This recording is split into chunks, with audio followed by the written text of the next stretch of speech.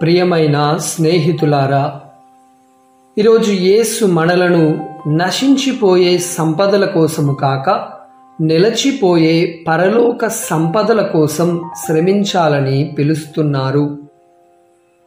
మన మనస్సు దేనిపై ఉంటుందో మన జీవితం దానిపైనే కేంద్రీకృతమవుతుంది.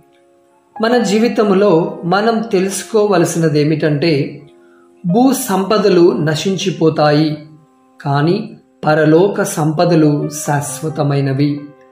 మన కళ్ళే మన శరీరానికి దీపం. అంటే మన ఉద్దేశాలు మంచి అయితే మన జీవితం దేవునికి సాక్ష్యముగా నిలుస్తుంది.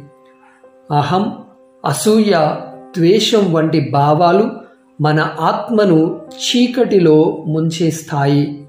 అవి మనలను ఆత్మీయముగా అందులను చేస్తాయి. ప్రార్థన. ప్రభువా, నీవు ఇచ్చిన ఆశీర్వాదాలను ఇతరులతో పంచుకునే హృదయాన్ని మాకు ఇవ్వండి. మిమ్ము అనుసరిస్తూ మీ చిత్తాన్ని నిత్యం నెరవేర్చే శక్తిని కలుగజేయండి. ఆమేన్.